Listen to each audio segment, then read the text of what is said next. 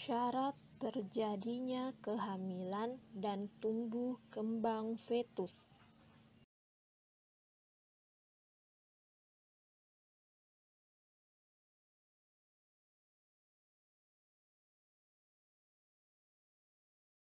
Apa itu kehamilan?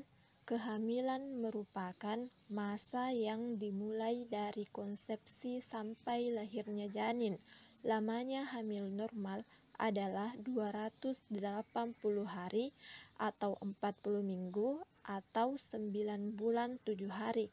Kehamilan ini dibagi atas 3 trimester, yaitu kehamilan trimester pertama dari 0 sampai 14 minggu, kehamilan trimester kedua mulai 14 sampai 28 minggu, dan kehamilan trimester ketiga mulai 28 sampai 42 minggu.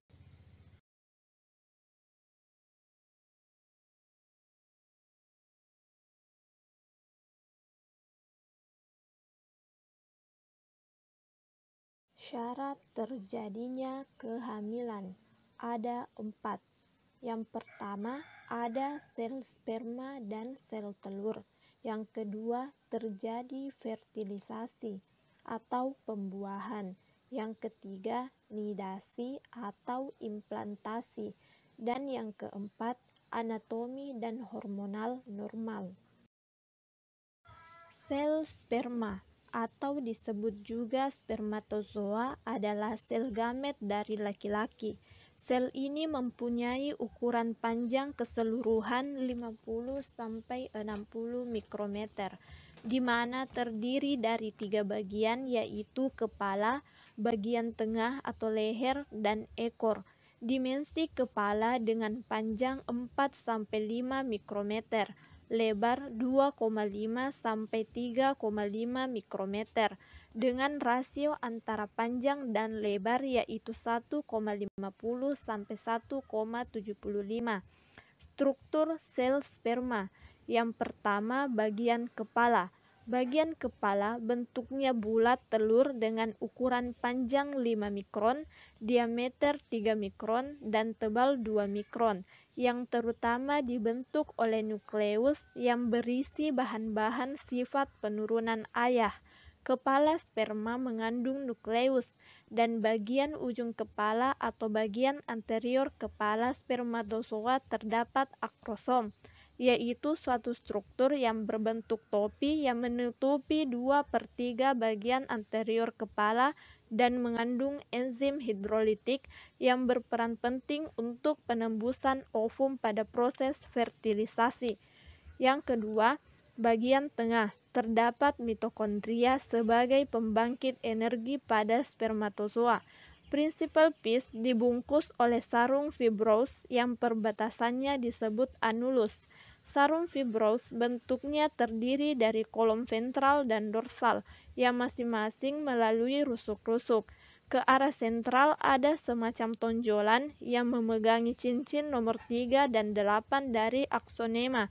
Keduanya, yaitu tahanan rusuk dan pegangan cincin aksonema, memberikan gerak tertentu. Yang ketiga, bagian ekor. Bagian ekor dibedakan atas 3 bagian, yaitu bagian tengah midpiece, bagian utama principal piece, dan bagian ujung end piece. Panjang ekor seluruhnya sekitar 55 mikron dengan diameter yang makin ke ujung makin kecil. Di depan 1 mikron, di ujung 0,1 mikron. Panjang bagian tengah 5-7 mikron, tebal 1 mikron. Bagian utama panjang 45 mikron, tebal 0,5 mikron, dan bagian ujung panjang 4-5 mikron dan tebal 0,3 mikron. Sel sperma dihasilkan oleh pria. Spermatogenesis terjadi di testis. Di dalam testis terdapat tubulus seminiferus. Dinding tubulus seminiferus terdiri dari jaringan epitel dan jaringan ikat. Pada jaringan epitel terdapat sel-sel spermatogonia dan sel Sertoli yang berfungsi memberi nutrisi pada spermatozoa. Selain itu, pada tubulus seminiferus terdapat pula sel Leydig yang mensekresikan hormon testosteron yang berperan pada proses spermatogenesis. Proses terjadinya kehamilan diawali dengan penyemprotan sel sperma atau spermatozoa yang matang dan berkualitas di liang senggama wanita. Perkembangan sel sperma hingga menjadi matang butuh waktu sekitar 3-4 hari. Setiap bulan 10-30 juta sel sperma diproduksi oleh testis. Sel ovum atau sel telur adalah gamet pada wanita yang digunakan dalam proses reproduksi untuk menghasilkan sebuah individu baru yang ditemukan di ovarium. Ovum berisi satu set DNA haploid mengandung 23 kromosom yang diperlukan sebagai kode atau penentu sifat dan fisik dari keturunannya. Ketika bertemu dengan gamet jantan atau sperma yang juga berisi satu set DNA haploid, maka akan terbentuk sebuah zigot. Struktur sel ovum atau sel telur. Terdapat nukleus. Nukleus adalah inti sel yang berperan sebagai pembawa gen atau pewaris sifat dari ibu yang akan diturunkan ke anak.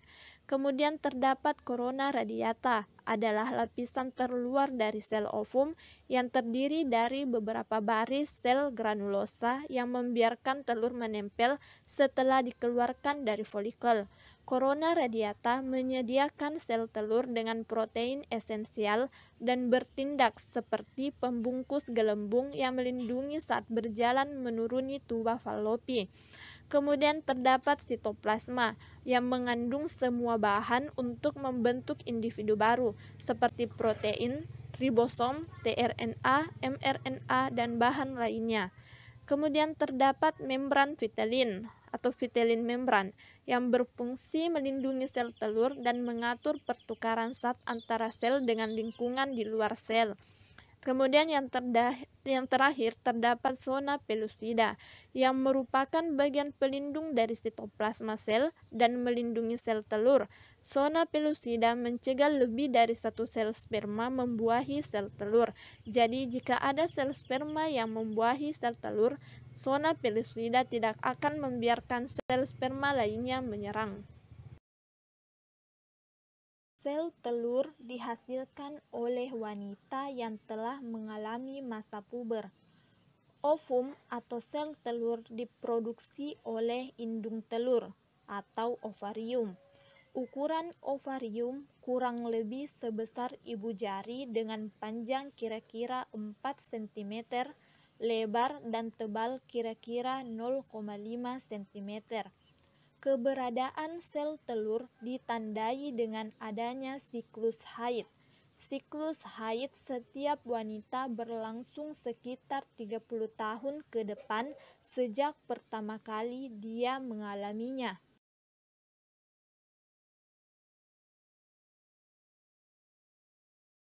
Syarat kedua, terjadi pembuahan. Pembuahan atau fertilisasi adalah proses pertemuan antara sel sperma dengan sel telur yang tepatnya terjadi di ampula tuba Fallopi. Sebelum sel-sel sperma masuk ke liang senggama, harus melakukan perjalanan panjang melalui saluran mulut rahim, rongga saluran telur, ujung saluran telur atau ampula untuk bertemu dengan sel telur. Dari berpuluh-puluh juta sel sperma tersebut, hanya beberapa ratus yang dapat mencapai saluran telur dan hanya satu sel sperma yang bisa menembus sel telur. Adapun proses terjadinya pembuahan dimulai dari ovulasi melepaskan oosit sekunder, kemudian terjadi pembuahan. Hari pertama terdapat sel tunggal atau zigot. Hari kedua terdapat 2 sel, hari 3 menjadi 4 sel, hari keempat berubah menjadi 16 sel, hari kelima berubah menjadi blastokista awal, dan hari 6 sampai ke-7 menjadi blastokista tahap akhir. Syarat ketiga, nidasi atau implantasi. Setelah dibuahi, ovum akan melalui proses nidasi. Biasanya nidasi terjadi di dinding depan atau belakang rahim. Waktu antara pembuahan hingga nidasi sekitar 8-9 hari.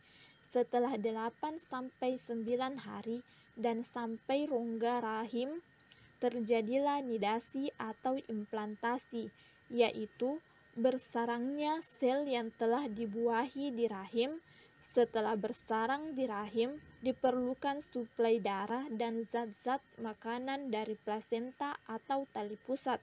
Dari suplai inilah embrio akan tumbuh dan berkembang menjadi janin. Syarat keempat, anatomi dan hormonal normal. Suami istri harus memiliki struktur anatomi yang normal dan sistem hormonal yang dapat bekerja atau berfungsi dengan baik. Bila secara anatomi dan sistem hormonal suami istri tidak ada masalah, maka syarat terakhir yang harus dipenuhi adalah berhubungan intim di masa subur, yakni saat indung telur melakukan ovulasi atau mengeluarkan sel telur dan hingga di saluran telur.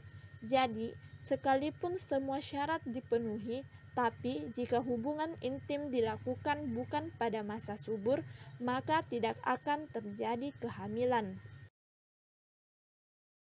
Seorang wanita disebut hamil jika sel telur berhasil dibuahi oleh sel sperma atau terjadi fertilisasi. Hasil pembuahan akan menghasilkan zigot, lalu berkembang menjadi embrio. Pembuahan itu sendiri berlangsung setelah terjadinya hubungan seksual atau persetubuhan antar lawan jenis. Meskipun tidak semua hubungan seksual akan menghasilkan pembuahan, karena pembuahan hanya dapat terjadi ketika wanita sedang dalam masa subur. Bila berlangsung normal, proses kehamilan akan berjalan terus sampai janin siap untuk dilahirkan ke dunia. Tahap-tahap kehamilan dibagi menjadi 3 trimester, yaitu trimester pertama, mulai 0 sampai 3 bulan atau mulai 1 sampai 13 minggu. Di trimester pertama harus dilakukan kunjungan kehamilan minimal 1 kali kunjungan. Selanjutnya, trimester kedua mulai 4 sampai 6 bulan atau mulai 14 sampai 26 minggu. Di trimester kedua juga harus dilakukan kunjungan kehamilan minimal 1 kali kunjungan. Selanjutnya, trimester ketiga mulai 7 sampai 9 bulan atau mulai 20 sampai 40 minggu. Di trimester ketiga harus dilakukan kunjungan kehamilan minimal 2 kali kunjungan. Trimester pertama sangat menentukan karena pada saat inilah penentuan organ vital telah dimulai, termasuk pembentukan dan perkembangan otak. Tetapi tentu saja trimester lain pun punya peranan penting dan harus dijaga dengan baik. Tumbuh kembang fetus atau janin 0 sampai 4 minggu atau 1 bulan. Pada minggu-minggu awal ini, janin akan memiliki panjang tubuh kurang lebih 2 mm. Perkembangannya juga ditandai dengan munculnya cikal bakal otak, sumsum tulang belakang yang masih sederhana, dan tanda-tanda wajah yang akan terbentuk. Usia 4 sampai 8 minggu atau 2 bulan. Ketika usia kehamilan mulai mencapai 6 minggu, jantung janin mulai berdetak dan semua organ tubuh lainnya mulai terbentuk. Muncul tulang-tulang wajah, mata, jari kaki dan tangan. Panjang 2,1 sampai 2,5 cm, berat 1 gram. Usia 8 sampai 12 minggu atau 3 bulan. Saat memasuki minggu-minggu ini, organ-organ tubuh utama janin telah terbentuk. Kepalanya berukuran lebih besar daripada badannya, sehingga dapat menampung otak yang terus berkembang dengan pesat. Ia juga telah memiliki dagu, hidung, dan kelopak mata yang jelas. Di dalam rahim, janin mulai diliputi cairan ketuban dan dapat melakukan aktivitas seperti menendang dengan lembut. Organ-organ tubuh utama janin kini telah terbentuk. Panjang 1-9 cm, berat 12-15 gram. Usia 12-16 minggu atau 4 bulan. Paru-paru janin mulai berkembang dan detak jantungnya dapat didengar melalui alat ultrasonografi atau USG. Wajahnya mulai dapat membentuk ekspresi tertentu dan mulai tumbuh alis dan bulu mata. Kini ia dapat memutar kepalanya dan membuka mulut. Rambutnya mulai tumbuh kasar dan berwarna. Panjang 14-17 cm, berat 100 gram. Usia 16-20 minggu atau 5 bulan. Ia mulai dapat bereaksi terhadap suara ibunya. Akar-akar gigi tetap telah muncul di belakang gigi susu. Tubuhnya ditutupi rambut halus yang disebut lanugo. Sudah mulai lebih teratur dan terkoordinasi. Ia bisa menghisap jempol. Ujung-ujung indera pengecap mulai berkembang dan bisa membedakan rasa manis dan pahit, dan sidik jarinya mulai nampak. Berat 300 gram. Usia 20-24 minggu atau 6 bulan. Pada saat ini, besar tubuh janin sudah sebanding dengan badannya. Alat kelaminnya mulai terbentuk, cuping hidungnya terbuka, dan ia mulai melakukan gerakan pernafasan.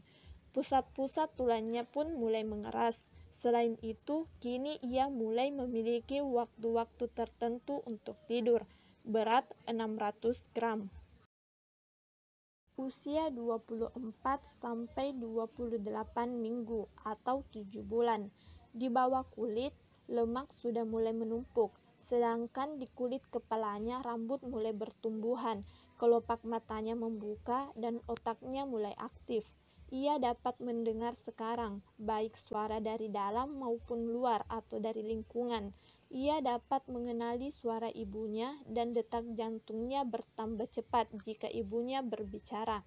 Atau boleh dikatakan bahwa pada saat ini merupakan masa-masa bagi janin mulai mempersiapkan diri menghadapi hari kelahirannya. Usia 28-32 minggu atau 8 bulan.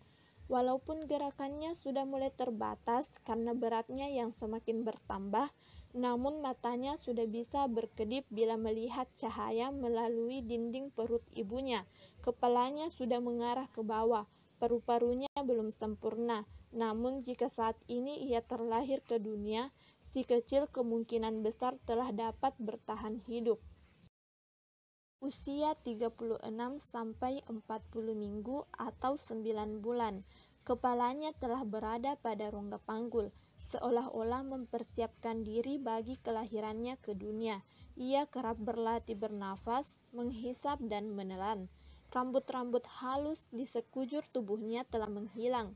Ususnya terisi mekonium atau tinja pada bayi baru lahir yang biasanya akan dikeluarkan 2 hari setelah ia lahir.